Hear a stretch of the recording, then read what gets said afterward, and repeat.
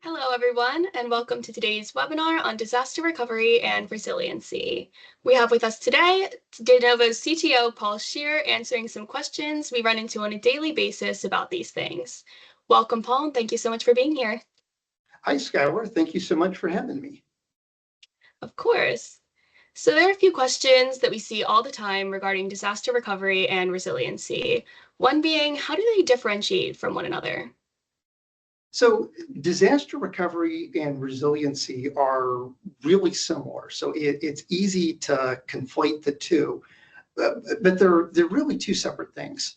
And probably the best way to think about it is resiliency within a data center or within even a region. If we're talking modern hyperscale cloud, can you survive the failure of a single resource, single server, etc.? How do you make that application resilient and available to the end user? Now, disaster recovery, if I may be dating myself here with the references, but if anybody remembers the movie Armageddon or Deep Impact, when the asteroid is coming out of the sky. So imagine that asteroid coming out of the sky, hitting the data center. You've got this big smoking crater. That's disaster recovery. How do we survive from that? And probably not something that dramatic, but you think about Superstorm Sandy, when that came in, when that hit New York, or recently Hurricane Helene, what happened in New Orleans about a decade ago. Those are natural disasters that took out an entire region. So when I'm talking disaster recovery, it's really about losing that data center. And how do you, having something that's got the geographic distribution, so somewhere that's not going to be affected by that natural disaster, how do you get your workloads back online and available? And kind of that geographic distribution is key. If we're talking about the United States, the best way to think about this is the engineering that FEMA has already done. So FEMA has mapped everything out into what they call FEMA zones or FEMA regions. And basically the likelihood of a natural disaster hitting two FEMA regions simultaneously is vanishingly small. And actually, if that actually happens, we probably have way bigger problems as a society than getting your data center back up and back online. So at a high level, disaster recovery, think about separate FEMA regions, and think about how you're going to get everything back online in the event of that disaster. Thank you for that insight. I think having a clear distinction between disaster recovery and resiliency is really essential for our customers, right? To create a future-proof strategy and, in turn, long-term stability. So shifting gears a little bit, RPOs and RTOs. Let me give you one quick example of where sometimes we see people conflating this. And this is in the scenario of hypercloud. So you've got a region. And most hyperscale clouds within a region have what are called multiple availability zones, where you'll have different data centers that are geographically separated, but within the same region. So we're talking miles apart, and they're engineered so that they're fault decorrelated. So a failure of a power system, a failure within that one zone shouldn't affect the other. This is kind of short of the asteroid coming out of the sky scenario. Well, a lot of people think that is disaster recovery, and it's really not. That really falls more in the resiliency category. You don't have that geographic separation to really check the boxes for disaster recovery. Got it. So I'm just going to shift gears a little bit, and we're going to talk about RPOs and RTOs. What are these, and how do they apply to disaster recovery and resiliency? Sure. So this is another area where it's really easy to conflate resiliency and disaster recovery, because you can use these terms to talk about both of them. So RPO, recovery point objective, what this is dealing with is how much data can you afford to lose? So if I have a 1 hour RPO, that means on a specific system, I may lose up to 1 hour of data um, in terms of getting things back up, getting it recovered. So, and really, when you're thinking about RPO, you've got two different types of systems at a really high level. So, one type of system is going to be transactional. So, think of this as your database.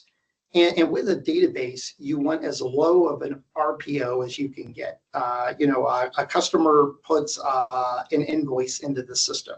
You don't want to lose that invoice. Now, on the other hand, you also have non-transactional systems. So think about this like a web server, where it's going to be pretty static. The only time it really changes if you're doing an upgrade to the web server or if you're doing, monthly patching on the web server. So for that web server, you can afford a much higher RPO. So up to, 24 hours. So even within kind of an application itself, it's good to be differentiating between your transactional system and your non-transactional system. One you want a very low RPO for. The other you can afford a high RPO for. And why that's important is if you just do a low RPO across the board, it's going to be more expensive. Now, sometimes depending on the cloud technology, such as OCI, I do a low RPO for everything because that's baked in as a primitive on the cloud where I can do storage-based replication from one region to the other region. And it's just easier to do everything with that very low RPO. But maybe you're using third-party products within the operating system itself to replicate from one region to another region. And that's more expensive, both in terms of human management, human capital, in terms of administrating the solution as well as the product itself. There you might want to look at kind of a split strategy for how you're doing it, differentiating between those two. So that's RPO. RTO, recovery time objective, is okay, something happened. How long does it take me to get everything back up and online and processing? And with RPOs, or RTOs rather, you can have anything for less than an hour. In kind of a less than an hour, this is really the scenario where you have warm standby servers at this other data center in this other region. You've got them ready to go. You've got them ready to bring online. So you're really not recovering anything. You've just got replicated data. You're booting it up. Kind of more of the 42 hour, 72 hour. This is where you're going to be recovering everything from backups, and that's going to take a lot longer. So, the fundamental thing on RPO and RTO, this is not a technology decision. A lot of people confuse this, thinking, hey, I'm going to go talk to IT and see what my RPO and RTO should be. This is a business decision. What is the impact of the business if I lose data on my transactional system? What is the impact to the business if the system is down and offline for 8 hours, for 16 hours, for 24 hours? That business impact, you should think about it in terms of dollars. So the longer the system's down, what does that affect you in terms of your business and dollars?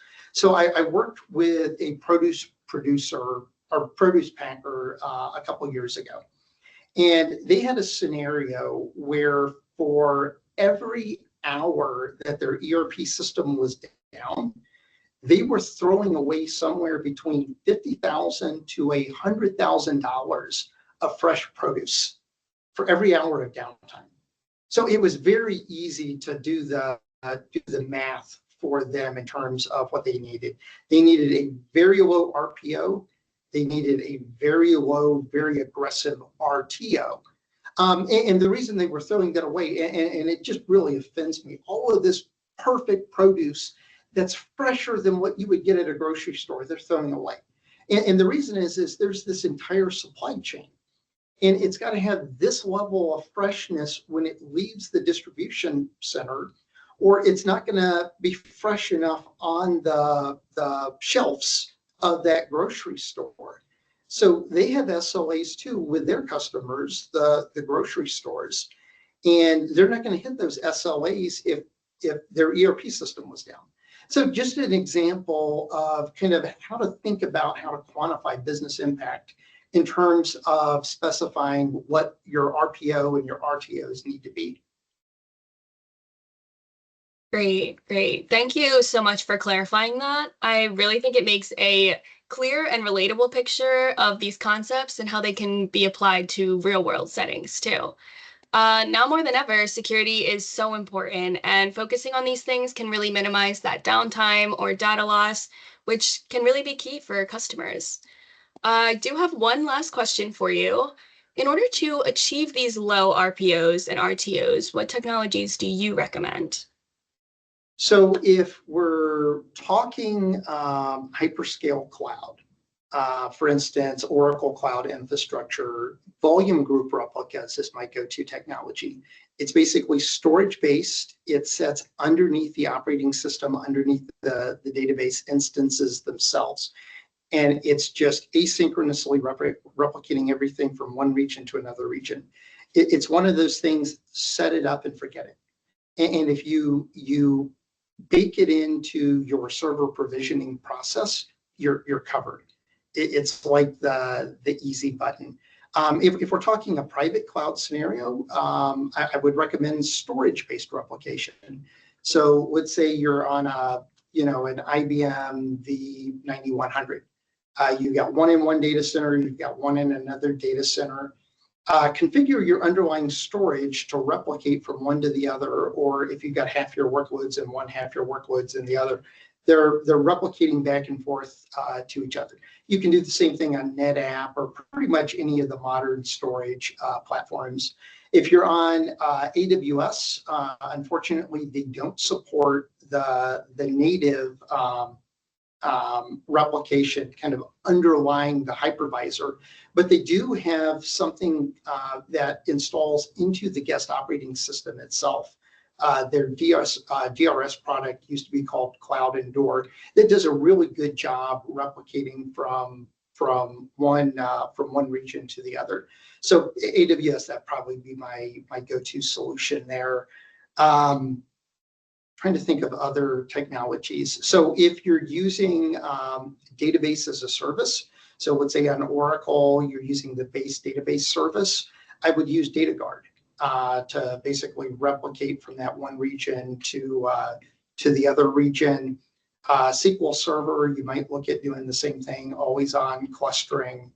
It really comes down to what is that RPO that you're trying to achieve for the customer. So what is the least expensive technology that checks the boxes for the business requirements? Excellent. Well, I just wanted to take a moment and personally thank you, Paul. You really broke these concepts down and made everything clear, digestible, and hopefully actionable for everyone watching. Thank you again for your time. And to everyone watching, if you have any further questions for Denovo's CTO, Paul Scheer, check the link or scan the QR code at the end of the video, and we look forward to seeing you all next time. Hey, thanks for having me, Skylar. Of Bye. course. Bye-bye.